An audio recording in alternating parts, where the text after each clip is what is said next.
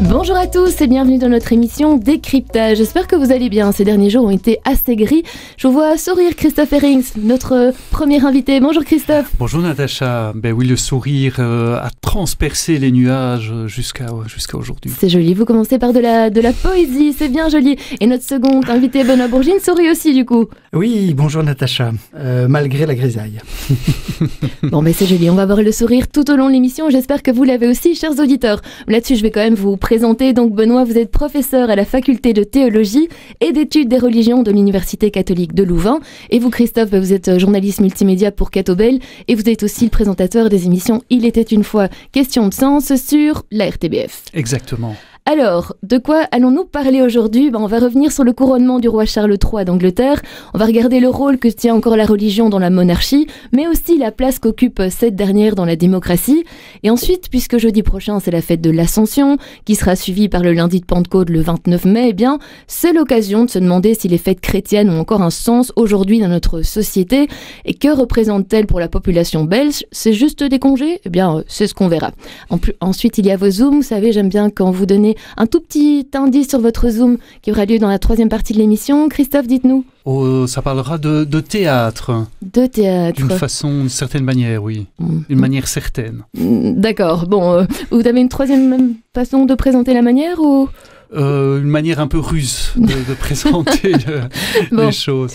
Et vous, Benoît, dites-nous. Alors, jeudi 11 mai, c'est-à-dire hier, c'est la déclaration de la fin d'état d'urgence sanitaire dans le monde. L'OMS a décrété qu'à partir du 11 mai, c'était fini. Le jour de la fête, donc. Eh bien, vous nous expliquerez ça là, en troisième partie d'émission. Et après, évidemment, on retrouve Pierre Granier qui nous ouvre les pages du journal dimanche de la semaine. Allez, c'est parti. J'avais envie de commencer cette première partie par une petite note musicale, vous allez certainement reconnaître. Bon, vous savez, quand il y a ce genre d'extrait, on est supposé les laisser 10-20 secondes, mais là, c'est impossible de stopper un hymne pareil. Ça donne des frissons, non ? En tout cas, c'est un enregistrement mis au goût du jour, parce qu'on dit bien God Save the King et plus de Queen. Voilà. C'est un grand changement depuis quelques mois. Ça a été la mission, Christophe. Ne pas trouver avec une Queen, mais trouver avec le King.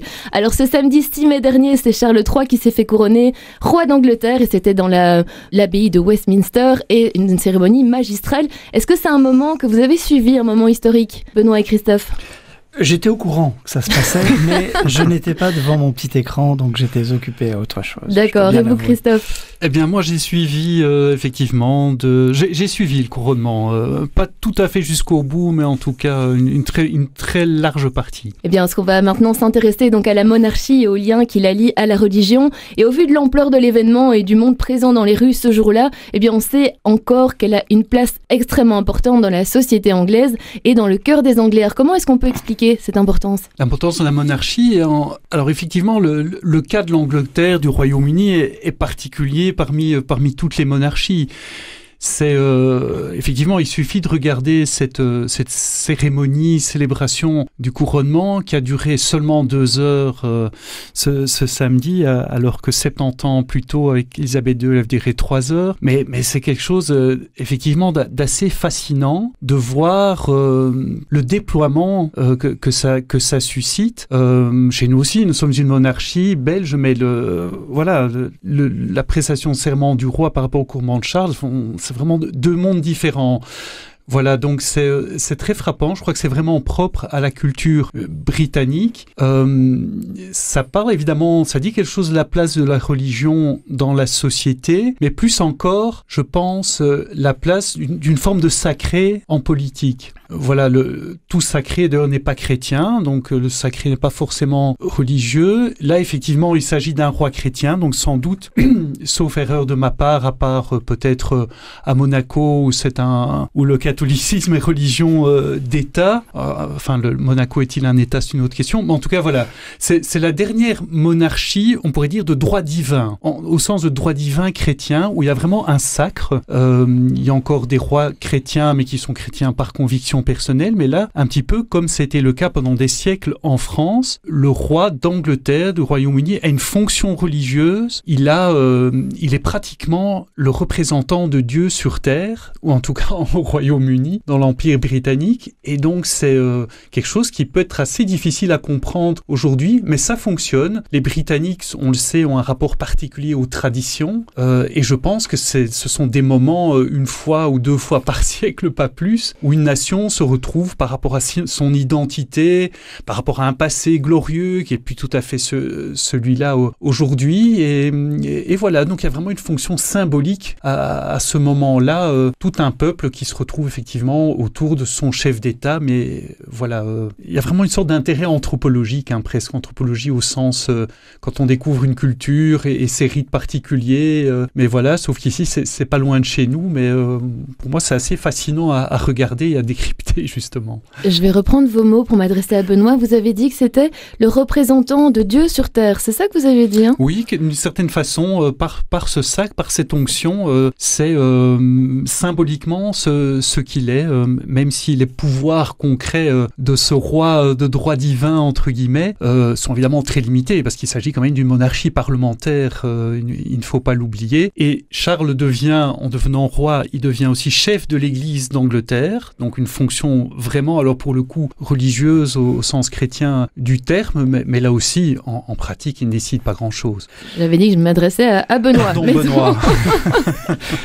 Mais c'est frappant ce que vous dites, donc, parce que on le sait aussi, la démocratie anglaise est la première en Europe, et c'est celle qui d'où émerge aussi la démocratie par de l'Atlantique avec les États-Unis. Donc, ce qui est frappant, c'est ce contraste, parce que moi j'étais formé il y a 40 ans au droit constitutionnel en France dans mes études, et la légitimité démocratique pour la philosophie politique française, elle est déterminée comme le fait de prendre distance de la normativité religieuse. C'est plus la norme religieuse qui gouverne la nation qui est souveraine.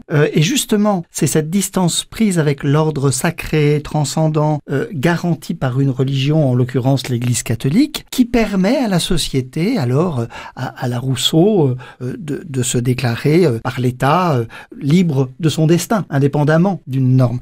Et donc, je pense à Marcel Gauchet, le christianisme en religion, de la sortie de la religion. Donc l'espace politique est libéré par le fait que la religion s'efface. Et là, on a ce contraste parce que, d'une certaine manière, cette monarchie avec tous ses atours, avec ce rôle qu'a le souverain par rapport à l'Église anglicane, est compatible avec le fonctionnement pleinement démocratique du gouvernement du peuple, par le peuple, pour le peuple. Et ce qui est intéressant aussi, c'est que, pour les Français, c'est incompréhensible, et on voit bien que ça doit inviter la philosophie politique française à changer sa définition de la démocratie, à la faire évoluer, parce que la laïcité n'est pas le seul modèle de gérer les rapports entre politique et religion. Et tout de même, rendons à César ce qui est à César, c'est le cas de le dire, c'est en 1689 qui a eu la Bill of Rights, la Déclaration des droits, qui est vraiment la naissance de la démocratie anglaise. Il y a beau y avoir en 1215 la Magna Carta, la Grande Charte, par laquelle les barons anglais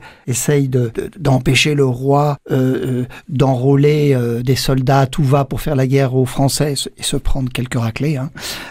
Et puis aussi de lever des taxes excessives. 1215. Oui, mais c'est vraiment 1689 où le Parlement devient l'instance politique importante et la démocratie est vraiment en vigueur avec une garantie des droits. L'habeas corpus est passé en 1679.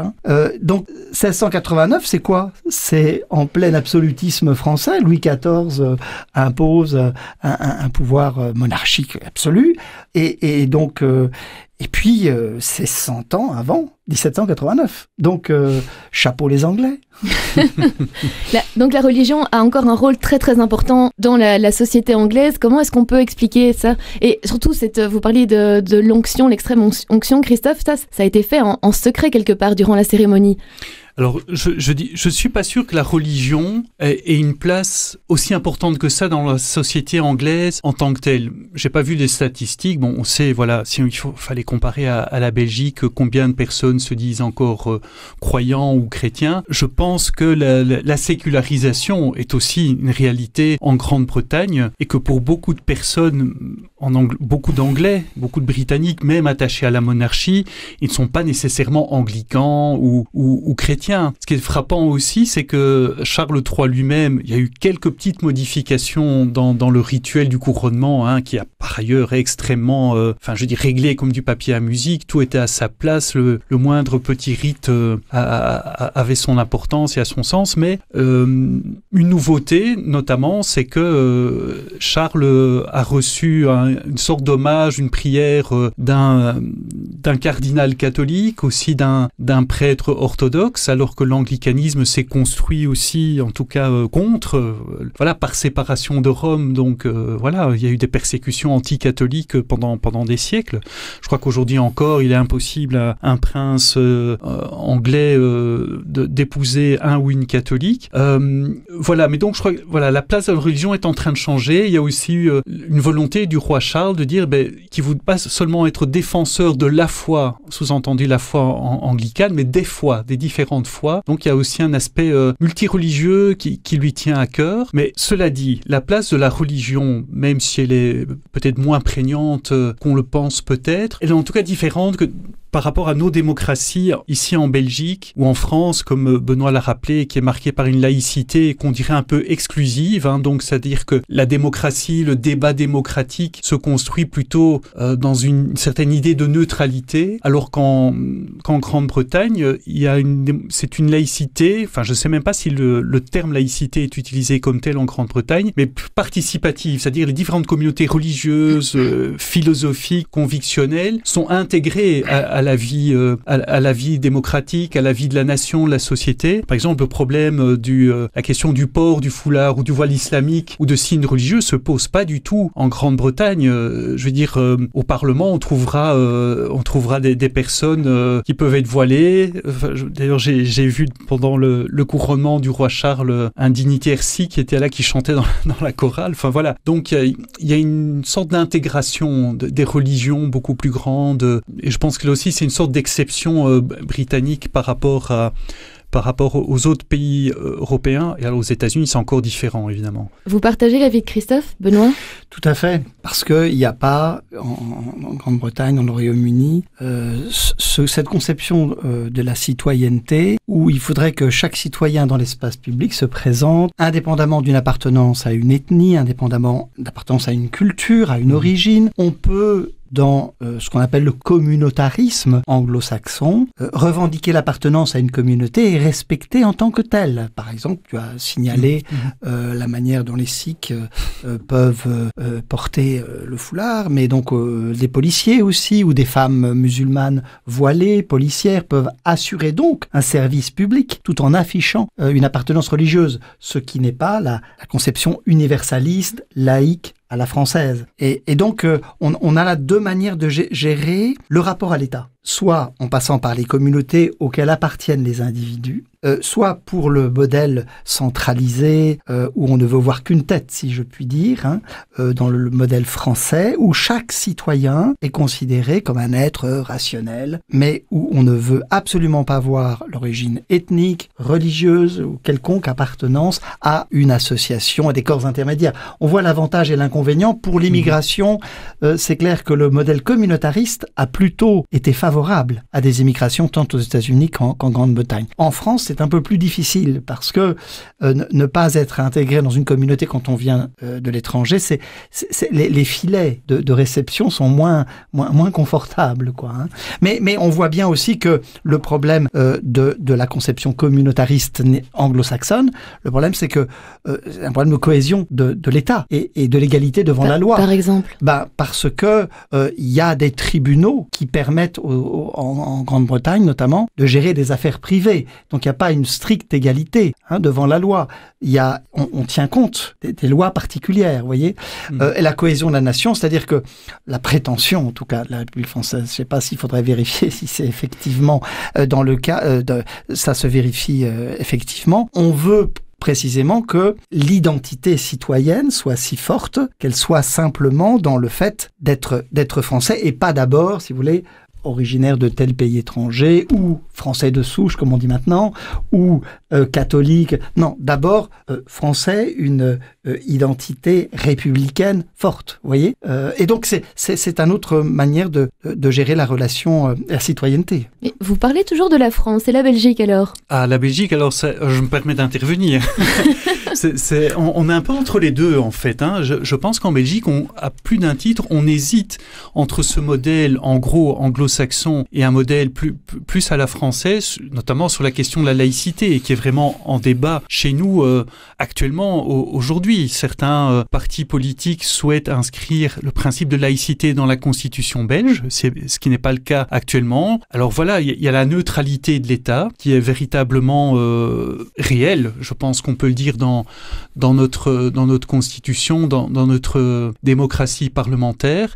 Mais il y a toujours la question difficile, Benoît l'évoquait, des corps intermédiaires. On l'a entendu tout récemment, c'est vraiment un exemple un peu tarte à la crème, si j'ose dire, mais les évêques de Belgique qui sont intervenus par rapport aux discussions sur la modification de la loi de l'avortement. On a reproché aux évêques de prendre la parole en disant qu'ils n'ont pas interféré dans ce débat. Et donc ça veut dire qu'on a du mal en Belgique, au niveau politique, à entendre une parole qui ne soit ni de l'État, ni d'un individu, mais d'un corps intermédiaire, d'un groupe. Voilà. Alors surtout s'il s'agit d'un groupe religieux, ça pose question. Voilà. Et donc on hésite un peu chez nous entre effectivement laïcité exclusive, donc un peu comme en France, aucun signe religieux, aucun signe d'appartenance culturelle non plus, ou plutôt à la façon britannique.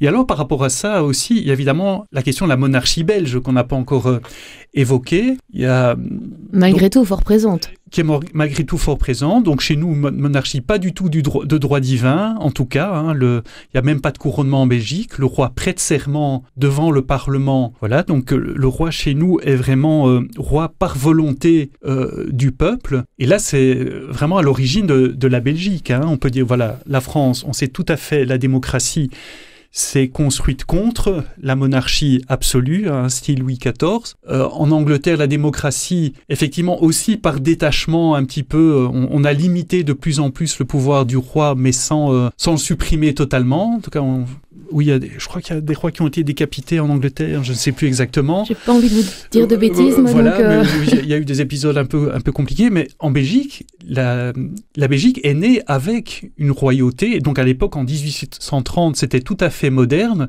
C'est en fait une république avec un roi.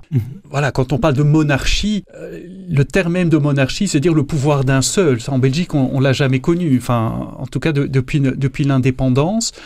Donc, chez nous, la monarchie est tout à fait intégrée dans le système démocratique, et même si, au départ, les premiers rois, jusqu'à Léopold III, même Baudouin, avait encore un réel pouvoir exécutif, voilà, il est aujourd'hui absolument limité. C'est je dirais, une autorité essentiellement symbolique, mais je pense que là aussi, on retombe dans le symbolique, si j'ose dire, mais sans doute c'est une fonction importante aussi, un symbole de la nation, un symbole d'unité, qui est quelque part au-delà des politiques aussi, et ça Charles aussi, enfin les rois d'Angleterre aussi n'ont pas d'appartenance politique claire, donc voilà, donc c'est un modèle intéressant aussi.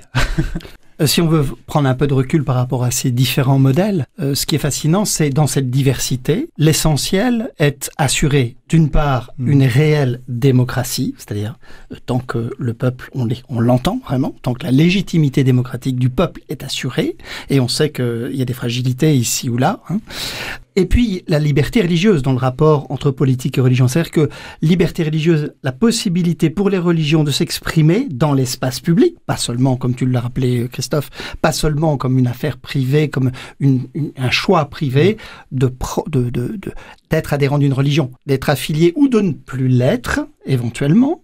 Bref, cette liberté religieuse, liberté des églises et des cultes, de s'exprimer publiquement, une non-ingérence de l'État dans les cultes, et malgré le fait que le roi Charles III soit le chef de l'Église anglicane, il va pas commencer à mettre son nez dans les affaires de la communion anglicane. Il va laisser l'autonomie évidemment des religions. On sortirait alors, sinon, d'une liberté religieuse correctement comprise. Donc ça c'est assuré. Démocratie qui vient de la légitimité d'une souveraineté populaire, d'une part, liberté religieuse, neutralité religieuse de l'État au sens où l'État, et il l'a montré, il a voulu le montrer dans le couronnement, ne pas seulement permettre à toutes les religions de s'exprimer aussi égalitairement que possible, même si en Angleterre ce n'est pas tout à fait équitable, parce qu'il y a des droits supérieurs à l'Église anglicane par rapport aux autres cultes. Et donc c'est ça finalement qui est important. Et par-delà l'expression de la liberté religieuse, d'un plein fonctionnement démocratique, que ce soit une république, une monarchie d'un type ou de l'autre, la philosophie politique sous-jacente est cependant différente.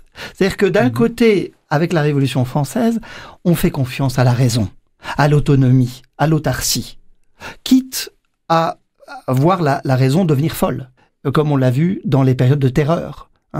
Parce que rappelons-nous quand même que la Révolution française dont a été l'exemple qu'ont pris les révolutionnaires russes, etc. Donc c'est l'autonomie, la raison, et parfois sans frein.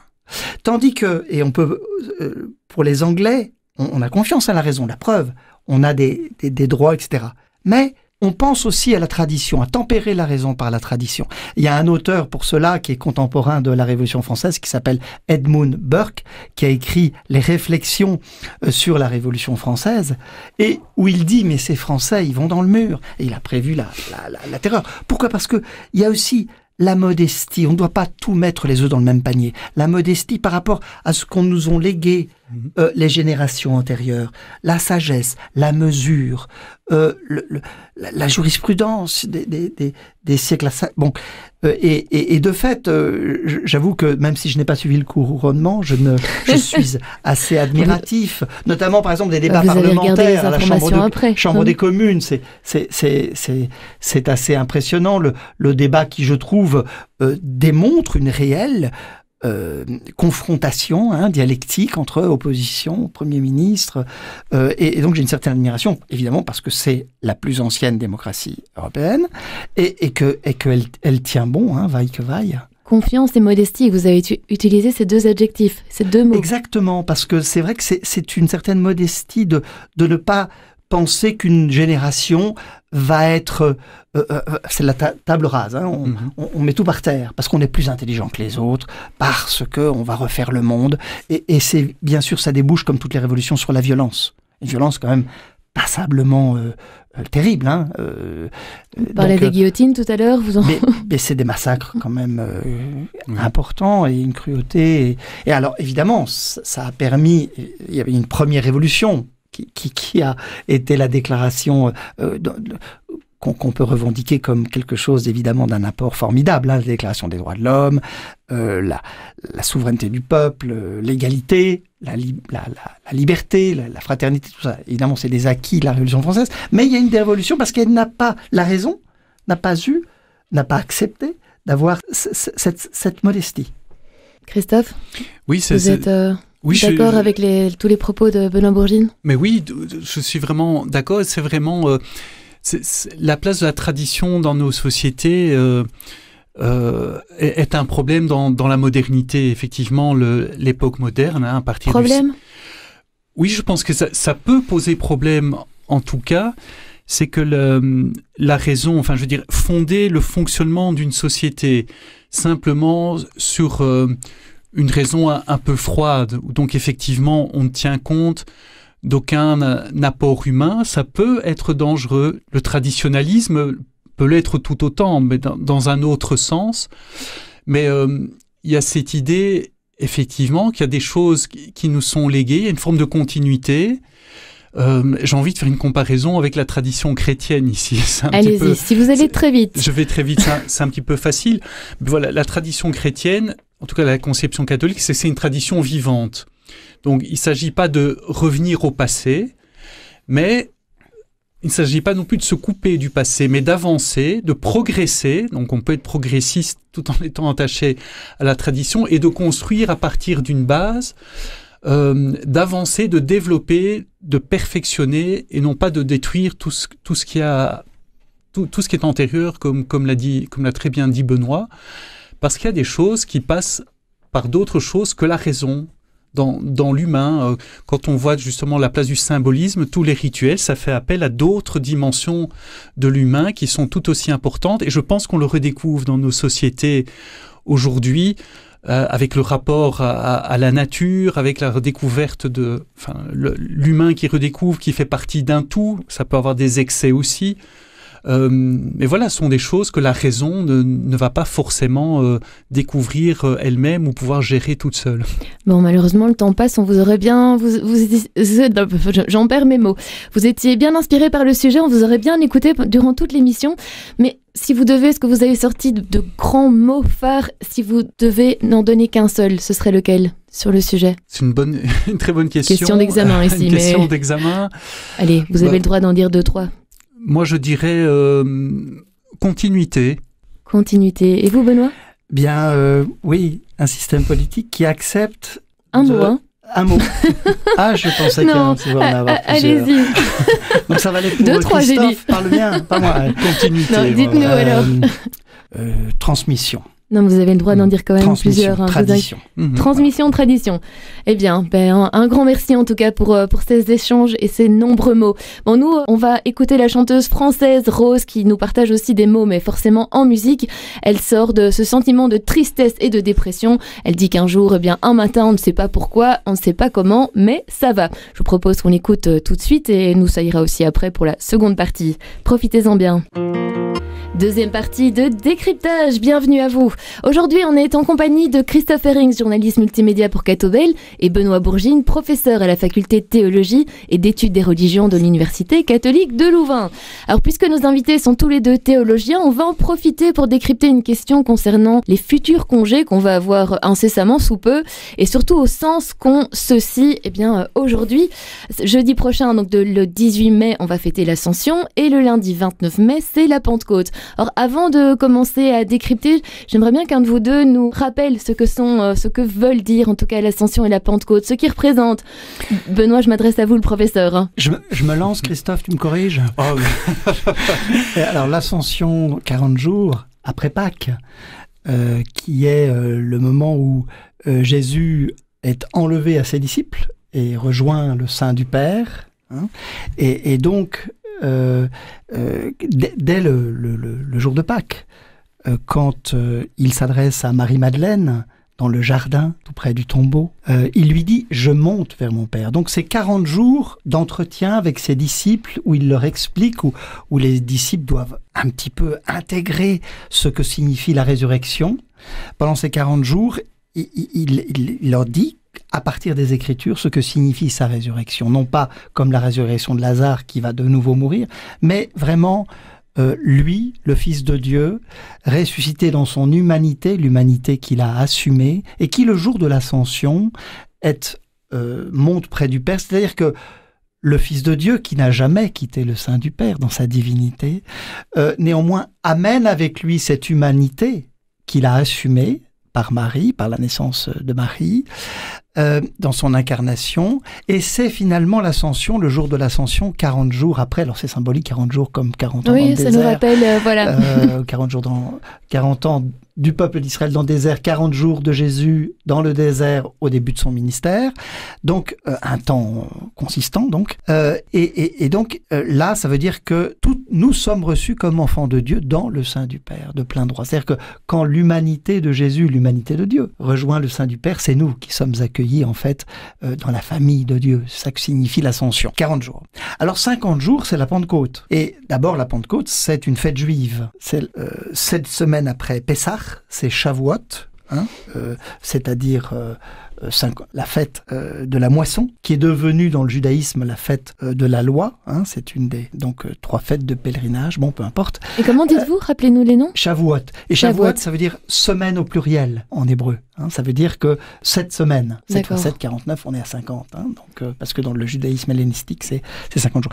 Mais pour la tradition chrétienne, c'est le jour de la Pentecôte où les disciples sont réunis. Mais ce qui est important aussi, c'est qu'il y a aussi des juifs sympathisants du judaïsme, mais étrangers, qui ne font pas... Donc, qui sont pas judéens, mais qui sont présents à Jérusalem. Et pour l'événement qui est célébré, c'est l'Esprit Saint que le Christ exalté près du Père envoie à ses disciples pour fonder véritablement l'Église. Et un grand vent violent saisit les disciples rassemblés, des flammes de feu sur chacun d'eux, et ils parlent en langue, c'est-à-dire que ce don de l'Esprit Saint, c'est aussi la fête de l'universalité, la fondation de l'Église, de l'universalité de l'Église, qui parle toutes les langues. Et c'est avec cette énergie nouvelle, si vous voulez, c'est la deuxième, en théologie dogmatique, on parle d'une deuxième mission trinitaire. Dieu a envoyé son Fils, comme dit Paul en Galates, chapitre 4, versets 4 à 6. Dieu a envoyé son Fils, c'est l'incarnation, c'est le mystère pascal. Et Dieu a envoyé l'Esprit, deuxième mission. C'est-à-dire que il se révèle à partir de lui-même, par lui-même. Il a envoyé son Fils. Et son Fils, au moment de partir, lors des discours après la scène, dit « Il vaut mieux pour vous que je parte, parce que si je ne pars pas, l'Esprit Saint ne pourra pas venir. » Donc vous imaginez que c'est quelque chose de très important, l'Esprit Saint, pour que le Christ préfère être absent et nous l'envoyer. Et donc l'Église vit en compagnie, en présence de l'Esprit Saint. Et c'est la présence, évidemment, du Seigneur, de Dieu en son sein. Bon, on voit qu'il y a une grosse signification avec tout ce que vous venez de nous expliquer. Alors, est-on encore conscient de tout ça, Christophe? Parce que là, on dit, d'ailleurs, on parle de congé à chaque fois. C'est le congé de la Pentecôte, c'est le congé de l'Ascension. Limite, le mot congé devient beaucoup plus important pour le peuple que l'Ascension et la Pentecôte. Est-ce qu'on a encore conscience de toute cette signification? Honnêtement, je ne pense pas. Enfin, pour certaines personnes, oui, pour les chrétiens pratiquants, mais même parfois des chrétiens, et c'est vraiment pas des reproches, ont oublié un petit peu la signification. D'ailleurs, parfois, on entend des micro-trottoirs à l'occasion de ces fêtes. Il faut savoir ce que ça représente. Bon, on a tendance, parfois on confond l'ascension du Christ ici, donc 40 jours après Pâques, avec l'Assomption de la Vierge Marie, qui est le 15 août. 15 août, effectivement, on demande le sens du mot, on ne sait plus trop. Bon, effectivement, les congés, les vacances se sont de plus en plus détachés je dirais, des fêtes qui sont à leur origine. Aujourd'hui, les vacances de Noël, c'est plutôt les vacances d'hiver ou les vacances de fin d'année. Les vacances de Pâques, d'ailleurs, on ne tombe plus à Pâques maintenant, mais on est encore dedans pour le moment. Voilà. Sur les vacances de printemps. Termine ce week-end, ouais. Voilà, tout à fait. Donc il y a un détachement qui se fait. Quelque part, c'est logique parce que c'est lié à la sécularisation. Donc, on prolonge un petit peu le sujet de tout à l'heure d'avant la pause. Donc, la religion n'est plus tout à fait fondatrice, en tout cas la religion chrétienne, mais les autres religions non plus, de la vie en société, comme ça pouvait l'être d'une certaine façon avant. Donc, évidemment, les congés sont restés, mais on a de plus en plus détaché, ne fût-ce que... Enfin, je pense que c'est lié à une volonté de pouvoir public de séparer ce qui est fête, qui relève du privé, alors les fêtes chrétiennes en l'occurrence, des congés qui leur correspondaient, parce qu'au départ, par exemple, le jeudi de l'Ascension, c'est férié, c'était pour permettre aux fidèles de pouvoir participer à la liturgie, aller à la messe, etc. Dimanche de Pentecôte, le lendemain, il y a lundi de Pentecôte, parce que dans la tradition chrétienne, avant, il y avait toute une octave de Pentecôte, donc toute la semaine qui suivait Pentecôte, c'était encore, on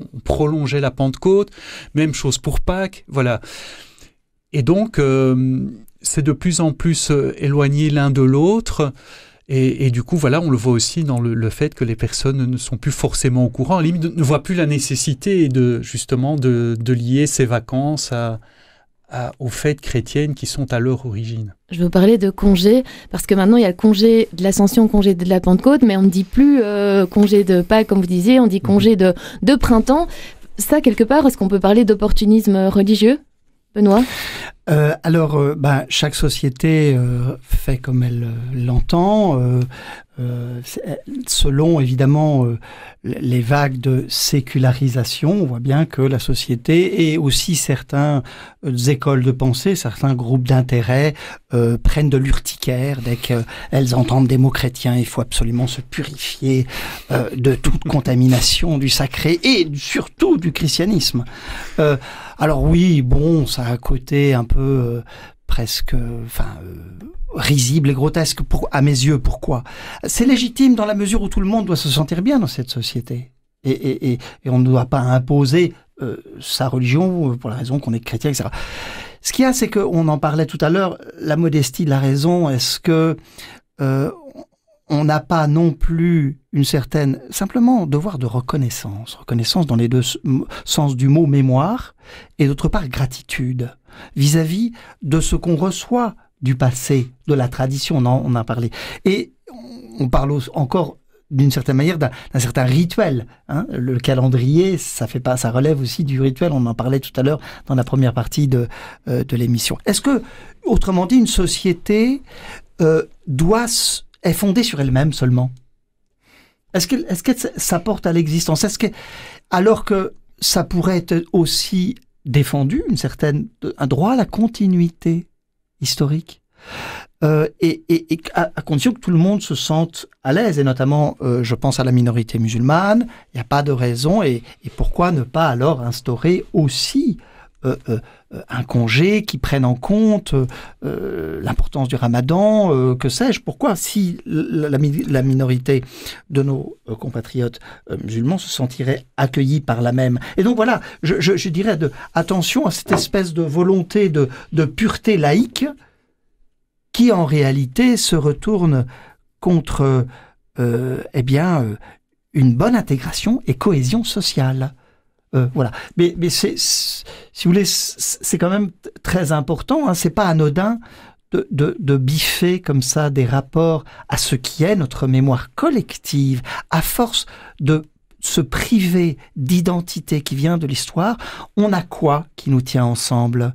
Des logos ? Nike ?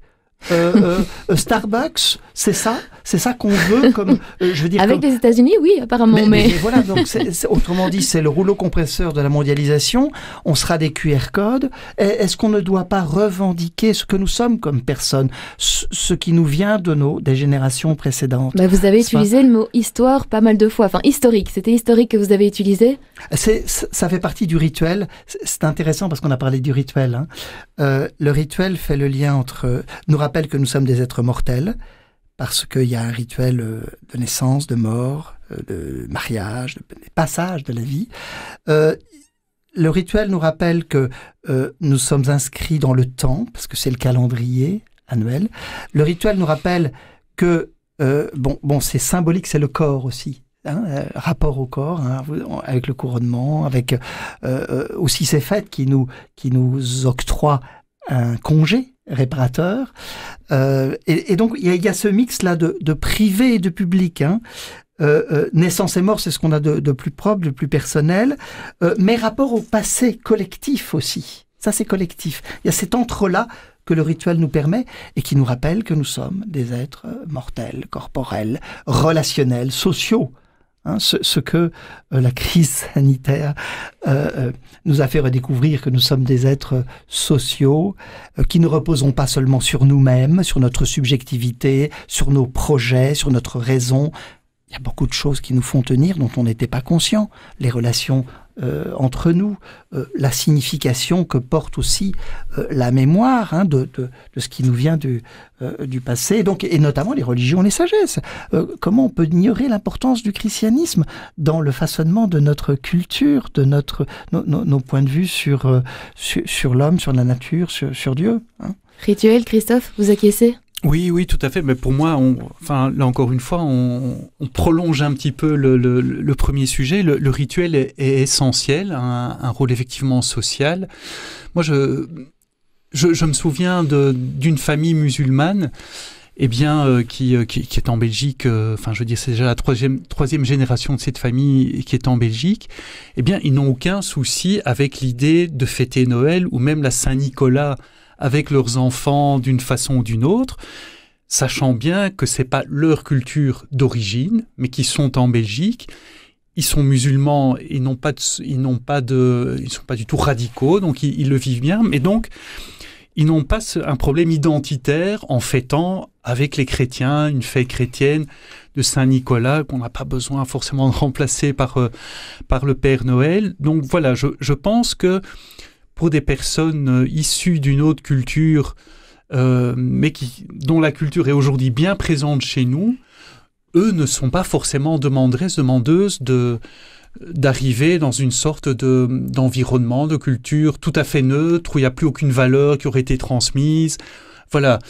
Donc c'est plutôt... Voilà, par contre... Je pense d'ailleurs que le fait qu'on estime notre propre culture, notre propre tradition, faciliterait leur intégration. Absolument, oui, tout à fait. Et je pense que c'est vraiment le cas. Et quand il y a un dialogue, quand il y a une rencontre qui se fait entre identités, ça se passe bien. Par exemple, pendant le Ramadan, quand il y a la rupture de jeûne tous les soirs, il est de plus en plus fréquent que des non-musulmans participent à la rupture du jeûne, et ça ne fait pas d'eux des musulmans. Donc il y a un accueil... Le partage, comme vous disiez. Il y a vraiment un partage, il y a un accueil réciproque, et évidemment les familles qui sont accueillies reconnaissent la religion de leurs hôtes. Voilà, donc une sorte de neutralité comme effacement de toute particularité, je pense que c'est pas sain et c'est pas nécessaire. Alors pour revenir aux vacances, oui, Benoît l'a dit, il faut que tout le monde se sente à l'aise. Alors oui, bon voilà, aujourd'hui, est-ce qu'on va revenir à une situation antérieure, on va reparler de vacances de Noël ou de Pâques, ça m'étonnerait. Bon, heureusement, on a la liberté de culte, donc tout le monde peut remplir, entre guillemets, ses vacances dans le sens qu'il souhaite. Mais je pense aussi que c'est bien, comme l'a dit Benoît, que certaines fêtes musulmanes, juives, bouddhistes maintenant, qui est reconnue comme une philosophie non religieuse, puissent avoir des jours de fête propres où ils peuvent aussi se reposer. Nous, on aurait notre lundi de Pentecôte, alors qu'en France, lundi de Pentecôte, c'est un jour de travail de solidarité, mais qu'il y a un autre jour que le lundi de Pentecôte où un bouddhiste, un juif, un musulman pourrait fêter une fête propre, et ce serait aussi une belle façon d'intégrer. Ce serait une belle façon, mais ça risque de causer encore des problèmes. Pratiquement, ce serait pas évident. Il y aurait beaucoup plus de pratiquants du coup. On se retrouve dans une situation où finalement, en prenant du recul, c'est un peu le même débat qu'on avait peut-être quand on va dans les enjeux, la première partie, c'est-à-dire d'un côté, c'est simple, un rationalisme, est-ce qu'on doit se réinventer et tout bazarder, ou un peu comme l'enfant des 3 métamorphoses de Nietzsche, être créateur simplement. Est-ce qu'une société se réinvente chaque matin, ou est-ce qu'elle se reçoit des générations précédentes? Bien, on va passer à la 3e partie de l'émission. On va passer à vos zooms, mais je pense que c'était un peu dans le sujet, Benoît. Alors, 11 mai, état d'urgence sanitaire qui est officiellement terminé. C'est une déclaration de l'OMS, donc. Et donc, ouf, c'est fini. Je voudrais à ce propos faire peut-être 2 mentions.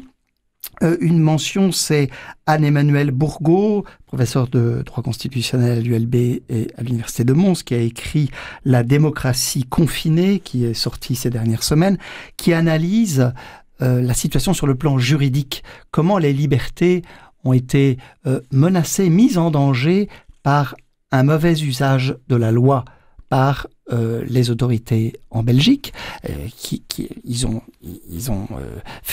pris des arrêtés, très simplement, une 50aine, en faisant très tardivement une loi. Bref, il y a eu effectivement, notamment les institutions ont été soumises à une pression très forte, et ça n'a pas tout à fait tenu.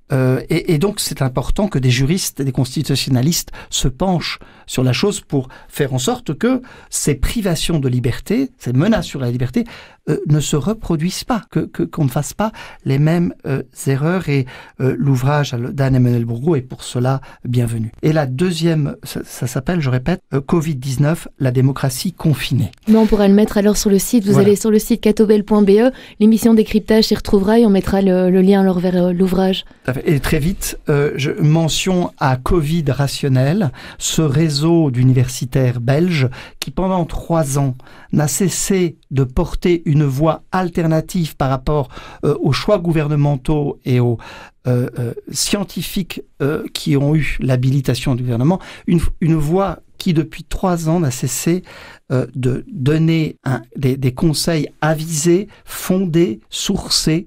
Et donc bravo à ce réseau de scientifiques qui ont permis, dans une période où la parole a été confisquée, où les médias n'ont tenu qu'un discours, d'avoir la possibilité encore de penser librement. Merci à Covid Rationnel, ils ont un site aussi qui est qu'on peut retrouver aisément. Et je signale, ce réseau est interdisciplinaire. Il y a notamment Bernard Antier, l'ancien recteur de l'Université de Liège, Elisabeth Paul, Pierre-François Laterre et d'autres scientifiques comme Olivier Servet. Donc pluridisciplinaire. Eh bien, merci beaucoup Benoît. Et vous, Christophe, vous alliez nous parler d'un théâtre, il me semble. Oui, tout à fait. Et alors, c'est pas sans lien avec cette notion de liberté. Eh bien, on a appris hier qu'en Russie, donc une metteuse en scène, ou je crois une maîtrise en scène, je sais pas comment on dit exactement, et une actrice de théâtre ont été arrêtées en Russie parce qu'elles auraient monté une pièce qui aurait été, je veux dire, une forme d'apologie du terrorisme. Alors, pourtant, c'est une pièce qui avait été approuvée par le ministère de la Culture, donc effectivement, voilà, mais il semble que l'actrice en question, la metteuse en scène, sont considérés un petit peu comme des dissidents par rapport au régime. Et donc, le reproche qui a été formulé par rapport à cette pièce aussi, c'est qu'il y aurait une apologie trop forte du féminisme, un féminisme radical, alors que selon un petit peu le jugement, même avant le procès, parce qu'il y en aura un, alors que la société russe est androcentrée. Ça veut dire que donc tourne autour de la place centrale de l'homme. Alors, je regrette plusieurs choses vraiment par rapport à ça. Enfin, c'est très frappant.